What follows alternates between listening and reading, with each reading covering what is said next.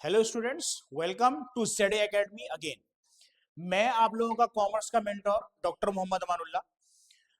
CA के foundation batch के लिए हम लोग अपनी एक एक एक लेक्चर की एक सीरीज चला रहे हैं और अल्हम्दुलिल्लाह हमारा बैच स्टार्ट हो चुका है और स्टूडेंट्स आना स्टार्ट हो गए हैं। जैसे कि हम लोगों ने बताया था कि 10 दिसंबर को हमारा बैच स्टार्ट हुआ है, तो उसमें अल्हम्दुलिल्लाह हमारे पास बच्चे आए हैं और उनकी क्लासेस स्टार्ट हो गई हैं। तो आपको अगर सीए में ज्वाइन करना है फाउंडेशन क्लास में, तो आप जल्दी से जल्दी अपना रजिस्ट्रेशन करा लीजिए।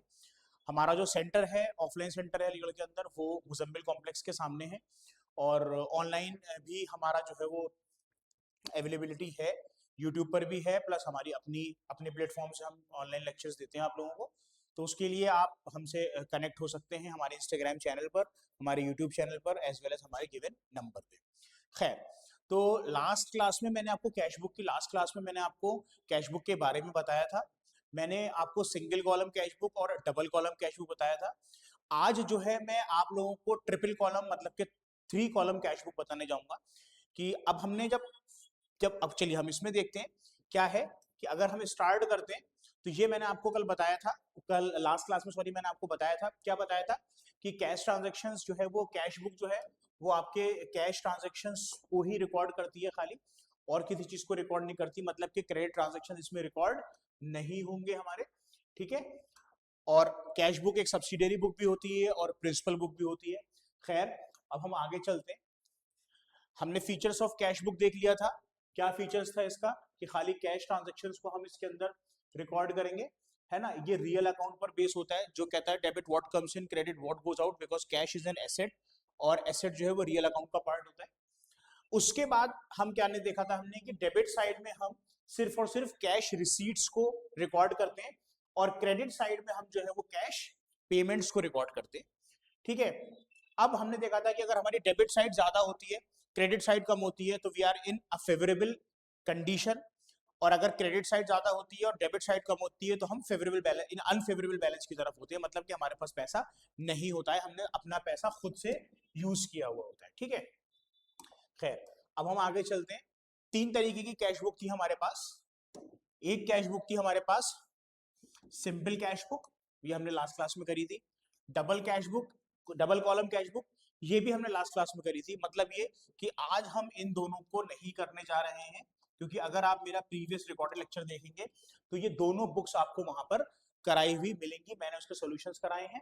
आज जो मैं आप लोगों को कराऊंगा वो कराऊंगा ट्रिपल कॉलम कैश बुक। मतलब आज जो हम लोग पढ़ने जा रहे हैं वो पढ़ने जा रहे हैं आपका ट्रिपल कॉलम कैश बुक। अब हम आगे चलते हैं। ये क्वेश्चन मैंने लास्ट क्लास में कराया था, इसका सॉल्यूशन भी मैंने लास्ट क्लास में कराया था और इसका स्क्रीनशॉट आप लोगों ने लिया था और सवाल को मैंने करवाया था। सॉल्यूशन का खाली है क्योंकि हमारी स्लाइड वो बराबर हो जाती है। अब मैं आपको कराने जा रहा हूँ ट्रिपल कॉलम कैश बुक। सीधे पॉइंट पर आते हैं और ट्रिपल कॉलम कैश बुक को हम लोग पढ़ने की कोशिश करते हैं। ट्रिपल कॉलम कैश बुक का मतलब ये हो गया कि इसमें दोनों साइड पर 3 कॉलम्स होंगे। मतलब it contains 3 columns on both the sides, that is on the debit side as well as on the credit side।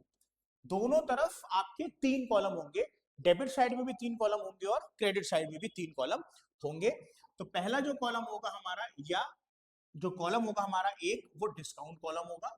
दूसरा कॉलम जो हमारा होगा वो कैश कॉलम होगा और तीसरा कॉलम जो हमारा होगा वो बैंक कॉलम होगा। Now here is a new column is now comes into the picture, it is bank column। अब तक हमने कैश कॉलम पढ़ा था, अब हम क्या पढ़ने जा रहे हैं, बैंक कॉलम। हम डिस्काउंट कॉलम ऑलरेडी पढ़ चुके हैं। कैश कॉलम का मतलब ये था कि we are going to deal only and only cash transactions. But जब कोई कंपनी होती है तो कंपनी का बैंक अकाउंट खुला हुआ होता है, ठीक है। तो बहुत सारे ट्रांजैक्शंस बैंकिंग ट्रांजैक्शंस भी होते हैं और बहुत सारे ट्रांजैक्शंस हम बैंक के थ्रू करते हैं, थ्रू चेक्स या directly transferring of money from one account from one company to another company. Direct payment चला गया, जैसे यहां से कोई अगर सपोज करिए मुंबई के अंदर है या केरला के अंदर है, तो उसने हमें पैसे भेजे तो हमारे पास पैसे आए, हमने उसे पैसे भेजे तो उसके पास पैसे गए। तो ये डीलिंग अकाउंट टू अकाउंट होती है, मतलब बैंक टू बैंक होती है। तो वो वाली चीजें हमारी हम इसके अंदर डील करेंगे। प्लस कुछ पैसा हमें चेक के थ्रू भी मिलता है। किसके थ्रू मिलता है? चेक के थ्रू मिलता है। कुछ हम डायरेक्टली कहां पर लेते हैं, अकाउंट के अंदर लेते हैं। तो वही चीज फॉलो होगी कि अगर हमें कोई पैसा देगा तो हमारा बैंक कॉलम इंक्रीज करेगा। मतलब अगर हम बैंक अकाउंट में पैसे रिसीव करेंगे तो डेबिट होगा बैंक कॉलम, और अगर हम बैंक अकाउंट से पेमेंट करेंगे तो वो आपका क्या होगा बेटा, क्रेडिट होगा। यहां पर अगर हम रिसीट करेंगे तो वो डेबिट होगा। इसको हम लोगों को देखना है कि इसको हम लोगों को अब ट्रिपल कॉलम कैश बुक में करना कैसे है। चलिए, अब बैच की जो बात हो रही है वो सीए की बात हो रही है। मतलब वो स्टूडेंट्स जो ऑलरेडी 11th-12th में अकाउंटेंसी पढ़ चुके हैं, या कुछ लोग और होते हैं जो अपार्ट फ्रॉम कॉमर्स होते हैं और पढ़ना चाहते हैं। तो उसके लिए क्या है, हमारे पास एक कॉन्सेप्ट आता है डबल या ट्रिपल कॉलम कैश बुक में, वो ये आता है कॉन्ट्रा एंट्री। क्या कॉलम, क्या क्या क्या नई नई चीज निकल कर आती है, कॉन्ट्रा एंट्री। मतलब है क्या, मैं इसको आपको वर्बली समझाने की कोशिश करता हूं कि जब इंटरनल ही फंड का मतलब पैसे का मूवमेंट होता है, मतलब कि मेरे पास, मेरी कंपनी है, मेरे पास 10 लाख रुपए कैश में है। अब मुझे क्या करना है, उस पैसे को अपने बैंक अकाउंट में डालना है। किसके, कंपनी के बैंक अकाउंट में डालना है। तो उस केस में क्या है, इंटरनल मूवमेंट ऑफ मनी हुआ from one place to another place. On the one side we were having cash, but now we are depositing it into bank account. अब हम इसको डिपॉजिट किस में कर रहे हैं, बैंक अकाउंट में कर रहे हैं। तो ultimately our bank account will rise, हमारा बैंक अकाउंट इंक्रीज करेगा, बढ़ेगा। तो हम बैंक अकाउंट को डेबिट करेंगे इस सिनेरियो में और कैश अकाउंट को क्रेडिट करेंगे। मतलब ये कि एक जगह से पैसा जा रहा है, सिमिलरली और साइमल्टेनियसली दूसरी जगह पर पैसा आ रहा है। अगर आप देखिए तो क्या है, मूवमेंट ऑफ इंटरनल फंड और money within the company से either from cash to bank और फ्रॉम बैंक टू कैश। मतलब मेरे पास 5,000 रुपए हैं, 5 लाख रुपए हैं, 50 लाख रुपए कैश है, और मैंने उस पैसे को उठाकर बैंक में डाल दिया। तो मेरा बैंक अकाउंट राइज कर दिया, पैसा कंपनी में ही है, कंपनी से बाहर नहीं है, लेकिन कैश से पैसा कम हो गया है और चला कहां गया बेटा, बैंक में चला गया। तो बैंक अकाउंट मेरा इंक्रीज कर गया। सिमिलरली मुझे कैश की जरूरत पड़ी और मैंने कंपनी के अकाउंट से पैसे विड्रॉ कर लिए ऑफिस यूज के लिए, पर्सनल यूज के लिए नहीं, ऑफिस यूज के लिए। जब whenever money withdraws from the bank for office use, internal movement, बाहर नहीं जा रहा है कंपनी से, कंपनी में ही इस्तेमाल हो रहा है। ठीक है, तो उस इन दोनों सिनेरियो में क्या बनेगा बेटा, कॉन्ट्रा एंट्री बनेगी। क्या बनेगी बेटा, कॉन्ट्रा एंट्री बनेगी। क्लास बहुत छोटी होने वाली है, हार्डली 15 से 20 मिनट की क्लास होने वाली है हम लोगों की।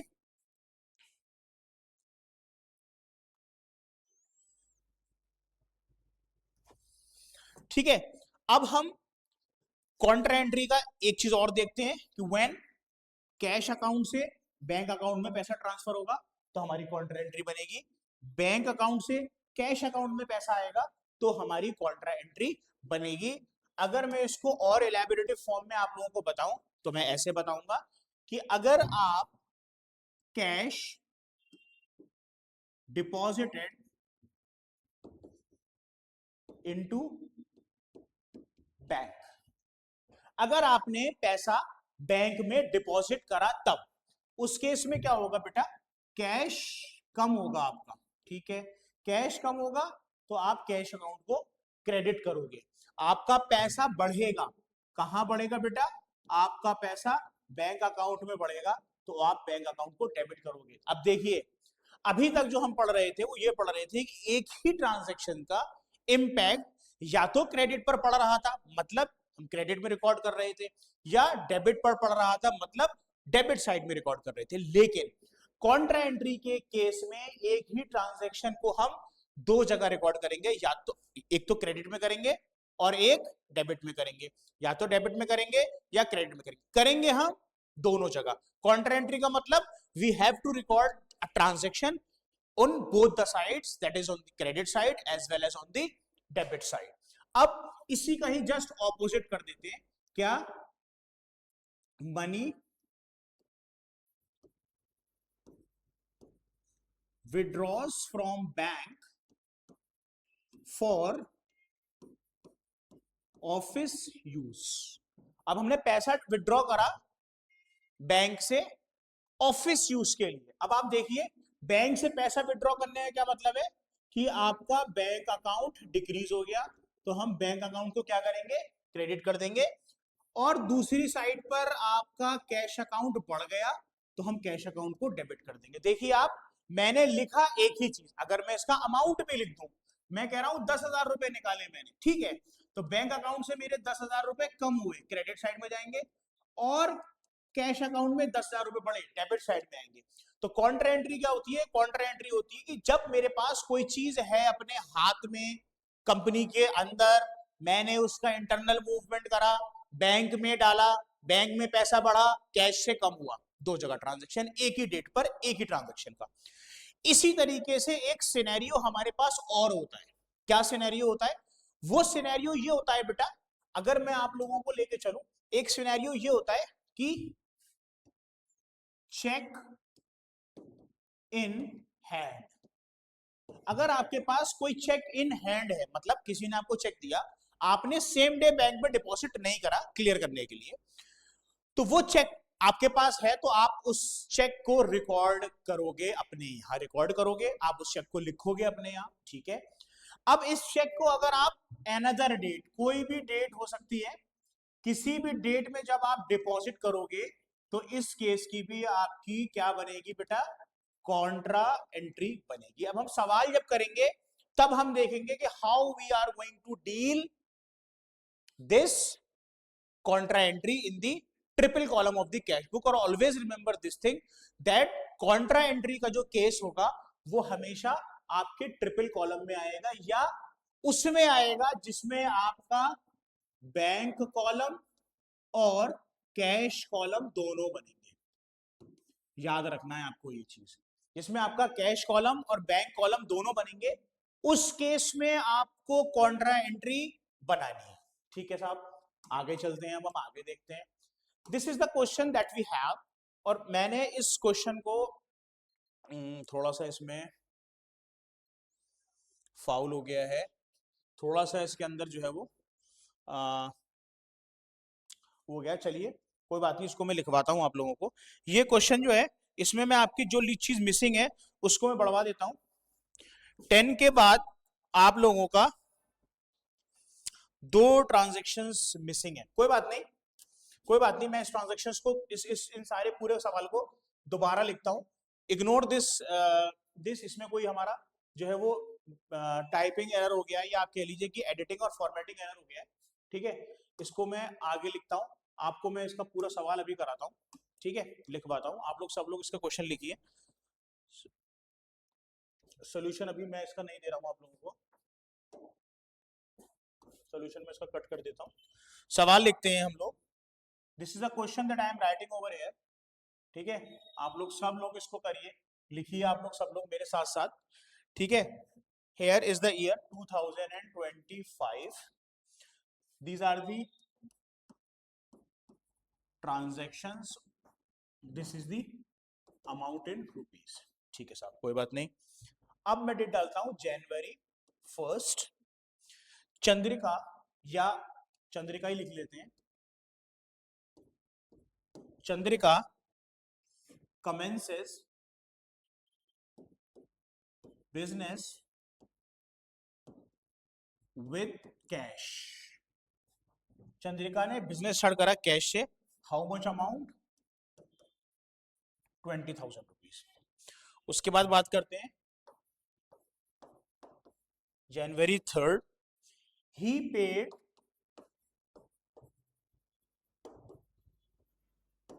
इनटू करंट अकाउंट ₹19,000, ठीक है। अब बात आ गई आपकी जनवरी 4 की, he received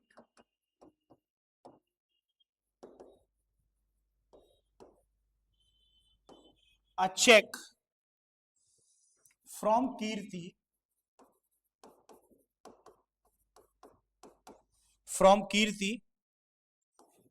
and company on account. How much? 600. Now next one is January 7 deposited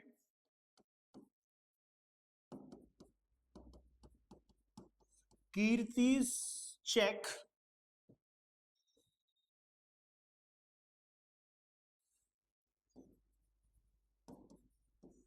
into bank. Now next, January 10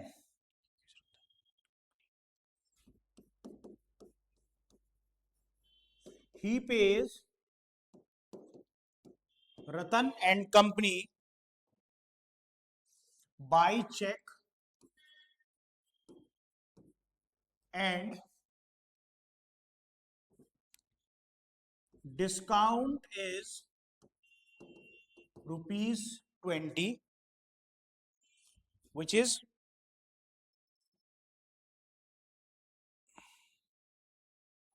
330. अब हम आगे देखते हैं. January 12 Tripathi and Company pays into bank 475 rupees. Now आगे देखते हैं. January 15 receives check from Varsi and allowed discount 35. How much amount? 450. आगे देखते हैं. January 20 received cash rupees 75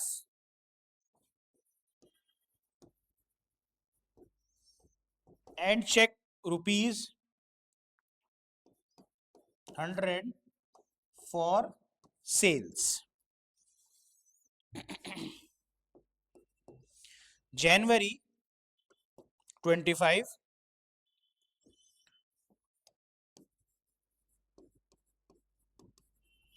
deposited all the checks on 15th and 20th January along with rupees 1000.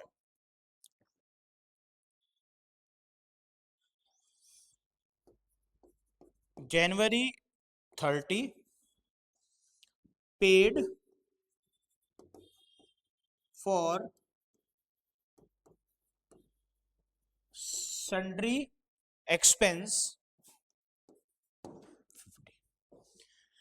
ये question आप लोग अपने कॉपी पर लिख लीजिए या इसका स्क्रीनशॉट ले लीजिए. क्या है? Chandrika commences business with cash rupees 20,000.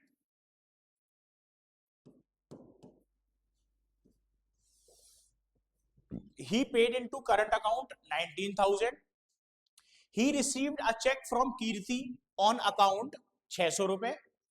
Deposited Kirti check into bank. He pays Ratan and Company by check and discount rupees 20. Tripathi and Company pays into bank 475. Received check from Varsi and allowed discount 450. Received cash rupees 75 and check for sale. Deposited all the check of date 15 and 20 January along with rupees 1000. मतलब कि इसमें क्या करा इन्होंने कि इस date में 25 तारीख में क्या करा इन्होंने, 15 तारीख को जो चेक मिला था और 20 तारीख को चेक मिला था वो भी डिपॉजिट करा 1000 रुपए के साथ. मतलब कि इस 1000 रुपए में 15 तारीख का जो चेक है कितने का 450 रुपए वो भी इंक्लूडेड है और 75 रुपए का चेक ये भी इंक्लूडेड. मतलब 1000 रुपए में आपके 525 रुपए ऑलरेडी इंक्लूडेड है. तो इसका मतलब क्या है, इसने नया चेक 475 रुपए का लगाया. ये थोड़ा सा कंफ्यूजिंग कंफ्यूज करने के लिए दे दिया है आप लोगों को कि कंफ्यूज आप लोग हो जाए, लेकिन कोई घबराने की जरूरत नहीं है। Last one is what, paid for sundry expenses. I hope कि इसका आप लोग उतार लिया होगा, नहीं उतारा होगा तो आप लोग स्क्रीनशॉट ले लो जल्दी से। अब हम लोग इसका सवाल करते हैं, which is your triple column cash book.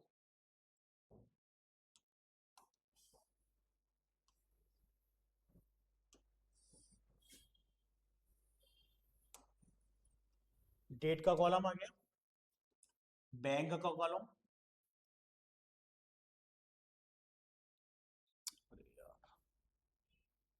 Cash column, discount column. ठीक है, cash column, bank column, discount column और डेट का कॉलम। ऊपर में लिख देता हूं यहां पर triple column cash book as at 31st January 2025। Date डालना जरूरी है, तो यहां पर I will write date, particulars, discount. बेटा हमेशा रखना पहला कॉलम कौन सा बनेगा, कैश का बनेगा। Next column is bank column,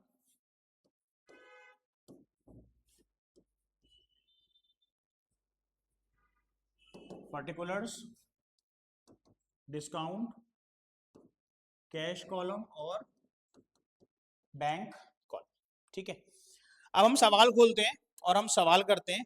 so the first one is Chandrika commences business with cash 20,000। तो 2025 हम ऊपर लिखते हैं जनवरी 1 टू कैपिटल अकाउंट। कैपिटल के नाम पर उसने कैश दिया कितना, 2000, तो आपने 20,000 यहाँ पे लिखा।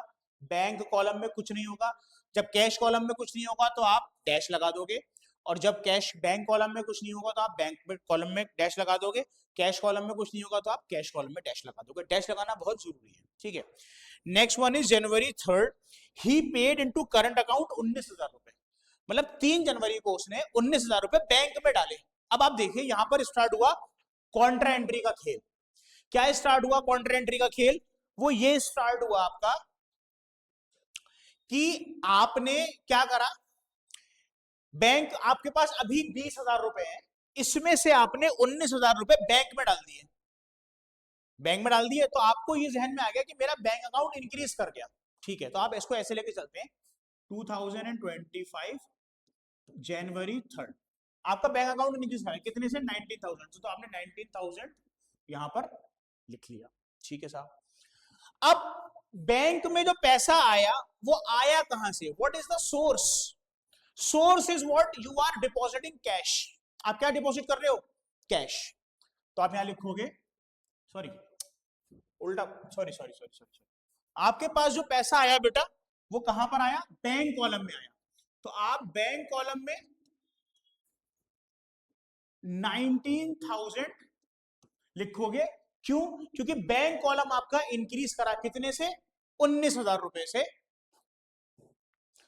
जनवरी 3 किसके सोर्स के थ्रू आया, कैश के सोर्स के थ्रू आया आपका।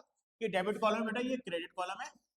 किस सोर्स के थ्रू आया, कैश के थ्रू। पैसा कहां बढ़ा, बैंक में बढ़ा। ठीक है, तो ये हमारे समझ में आ गई कि हमने बैंक में 19,000 रुपए बढ़ा लिए अपने। सही है बात साहब, यहां तक मेरे बात समझ में आ रही है। अब सवाल ये पैदा होता है कि कैश में से भी तो कुछ पैसा कम हुआ है, तो कैश क्रेडिट होना चाहिए क्योंकि कैश कम हुआ है। ठीक है, तो कैश को मैंने क्रेडिट करा कितने से, 19,000 रुपए से। डेट डाली जनवरी 3, पैसा गया कहां, बैंक में। तो बाय बैंक अकाउंट। अब दो जगह इसकी एंट्री हो रही है, तो हम इसके आगे सामने लिख देंगे सी। सी डिनोट्स कॉन्ट्रा एंट्री, मतलब ये बैंक की वजह से कैश कम हुआ, कैश की वजह से बैंक बढ़ा। मतलब जब आप कैश लिखोगे तो अमाउंट बैंक में आएगा, और जब आप बैंक लिखोगे तो अमाउंट कैश में आएगा। तो this is contra entry, transferring of fund within the company from one place to another. Cash से उठाकर आपने कहां रख दिया, बैंक में रख दिया। क्लियर हो रही है बात, ओके। नाउ नेक्स्ट ट्रांजेक्शन हम देखते हैं। अब एक काउंटर एंट्री हमने डील करी, नेक्स्ट ट्रांजेक्शन देखते हैं हम। He received a cheque from Kirti and company on account 600, मतलब कीर्ति और कंपनी का चेक आपको मिला, ठीक है साहब, लेकिन अभी वो आपने बैंक में डिपॉजिट नहीं करा, तो चेक ले लिया तो उसकी भी एंट्री आप करोगे, तो आप यहां पर कर दो to Kirti and company, bracket में लिख दो अपने याददाश्त के लिए चेक इन हैंड। तो वो चेक अभी आपने बैंक में नहीं डाला तो पैसा नहीं आया, तो आप उसको सिंपली कैश में पुट कर सकते हो। अब हम आगे देखते हैं। जनवरी 7 डिपॉजिटेड कीर्ति चेक इनटू अकाउंट। अब बात आती है इसकी, क्या आती है बात, कि ये जो चेक था आपका कीर्ति और कंपनी वाला, ये चेक आपके पास है, लेकिन इस दिन आपने इसे रिकॉर्ड, इस दिन आपने इसे बैंक में नहीं डाला। आपने इसे बैंक में कब डाला? जनवरी 7 में डाला। कब डाला बेटा? जनवरी 7 में। तो आपने ये मान लिया कि मेरे बैंक अकाउंट में पैसा आ गया, तो आप क्या करोगे, यहां पे लिखोगे टू चेक इन हैंड, यहां पे डालोगे काउंटर एंट्री सी, बैंक में आएगा पैसा 600 रुपए, और यहां से आपका बैंक कम हुआ, तो January 7 by cheque in hand counter entry 600 रुपए। मतलब देखो, अब आप समझोगे इसकी तो 3 जगह हो गई, ठीक है। यहां पर जो चेक आया था जनवरी 4 में, ये मैंने बैंक में नहीं डाला था, बट मुझे बैंक में डालना था, but I have to make an entry, मुझे इसकी एंट्री भी करनी थी। मैंने इसकी एंट्री 600 रुपए की यहां पर कर ली, ठीक है। अब उस चेक को मैंने डाल दिया किसमें? बैंक में, तो मेरा बैंक अकाउंट राइज कर गया और उसकी काउंटर एंट्री बन गई। क्यों? क्योंकि मेरे पास ऑलरेडी था, इंटरनल मूवमेंट हो गया, एक जगह से चेक उठ के दूसरी जगह चला गया, कैश से हट के दूसरी जगह चला गया, तो ये 600 रुपए मैंने क्रेडिट में डाल दिए, मतलब इस 600 रुपए से इस 600 रुपए को मैंने माइनस कर दिया, यहां पर मेरे 600 रुपए बैंक में बढ़े हुए दिख गए। अगर आप ये नहीं मान के चलते हो तो डोंट गेट कंफ्यूज होने की जरूरत नहीं है। आप ये मान लो कि आप 600 रुपए बैंक में भी डालोगे और काउंटर एंट्री भी बनाओगे, मतलब ये कि चेक अगर मेरे पास आया और सेम डेट में डिपॉजिट नहीं है तो उसकी काउंटर एंट्री बनेगी, बस ये याद रखना है। If we have received a cheque and we did not deposit it into bank on the same date, तो on the next date जो भी हम कैश बुक, जो भी हम चेक को बैंक में डालेंगे तो उसकी हम काउंटर एंट्री बनाएंगे। अब हम आगे चलते हैं, नेक्स्ट ट्रांजैक्शंस देखते हैं। अब हमारे लिए चीजें आसान होती जा रही हैं। क्या है कि next is he paid Ratan and company by cheque, allowed discount 20, 330। उसने रतन एंड कंपनी को जनवरी 10 में रतन एंड कंपनी को चेक दिया, बाय रतन एंड कंपनी, कितना? 20 रुपए का डिस्काउंट मिला, और चेक कितने का दिया उसने? 330 का दिया। आगे चलते हैं। Tripathi and company directly paid cheque into the bank account January 12 to Tripathi and company, कितना है? 475 डायरेक्टली बैंक में आ गया। क्यों? क्योंकि उसने हमें चेक दिया है। आगे चलते हैं। he received cash ₹75 and check 100 for cash sales। अब देखिए, उसने एक कैश सेल्स करी जनवरी 20 में। कब करी बेटा? जनवरी 20 में उसने एक सेल करी टू सेल्स अकाउंट, जिसमें उसने 75 रुपए बैंक से रिसीव करे, मतलब चेक से रिसीव करे, और 100 रुपए कैश से रिसीव करे। तो मेरे कहने का ये मतलब है कि 75 रुपए का तो उसने चेक लिया, लेकिन इस डेट में बैंक में तो नहीं डाला। तो जैसे मैंने ऊपर बैंक में नहीं डाला था कीर्ति और कंपनी का, कैश में लिखा था, ऐसे ही मैं इस सेल्स को अलोंग विथ कैश, 100 रुपए कैश के, 75 रुपए चेक के जोड़कर किस में लिखूंगा? कैश में लिखूंगा, 175 रुपए। अब आप कहेंगे 75 रुपए इसके कहां गए, क्या नाम है इसका, आपके ये वाले कहां गए चेक के? इसका ट्रीटमेंट देखते हैं।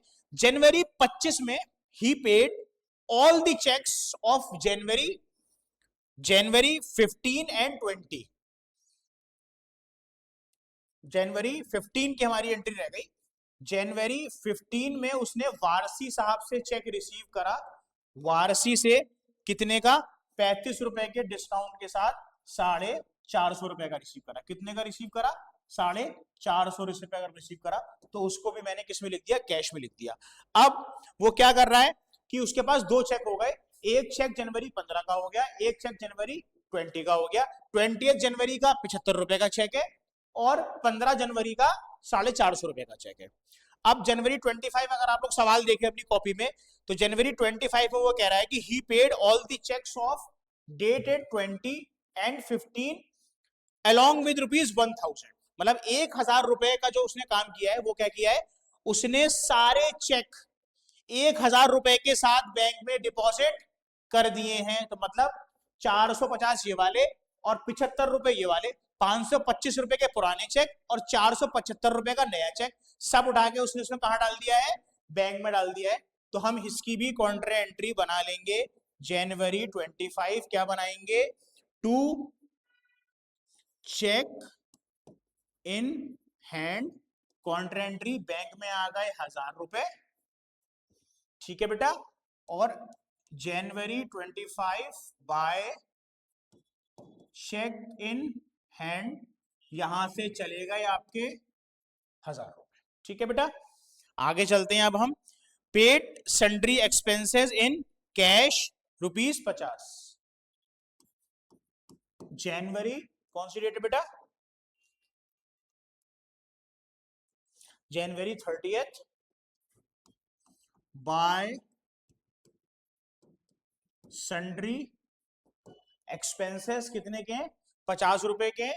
ही पेड सन्ड्री एक्सपेंसेस 50 रुपए कैश से।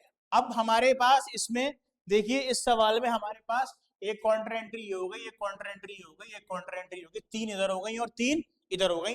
कॉन्ट्रा एंट्री जब बनेंगी दोनों साइड बनेंगी और दोनों साइड की जो है वो सेम होंगी। अब हमने जो पूरे साल में पैसा रिसीव करा कैश में, पूरे महीने में 20,000, 2600, 3,050, 3,000, 30,050 प्लस 175, 5, 7, 5, 12, 30,225 रुपए हमने रिसीव करे।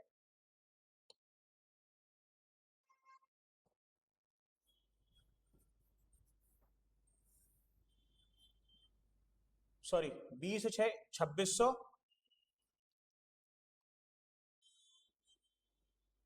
20,600, 450 और 175, 5, 7, 5, 12, 6, 10, 11, 12, 21,225 रुपए हमने रिसीव करे कैश की फॉर्म में।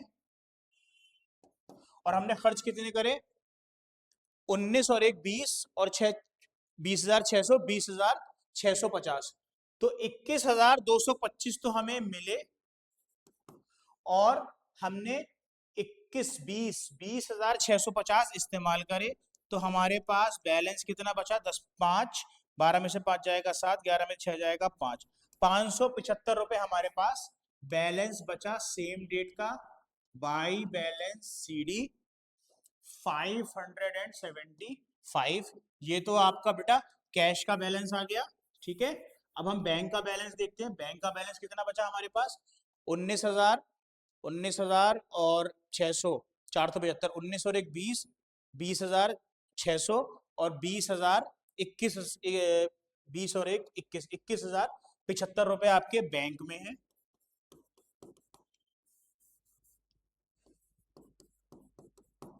इतने पैसे आपने रिसीव करे और बैंक अकाउंट में आपके खाली 330 रुपए ही जा रहे हैं आपके पास से। तो 5, 7 में 3 जाएगा 4, 10 में से 3 जाएगा 7, 0, 20,745 रुपए का बैलेंस आपका बैंक में बचा। तो ये आज हमारी ट्रिपल कॉलम कैश बुक हमने इसको करा। और अब हम ये देखते हैं कि जनवरी 30 में हमने बैलेंस सीडी हमारा ये आ गया, जिसमें कैश में हमारे पास 575 बच रहे हैं और इसमें 20,745 बच रहे हैं। सॉरी,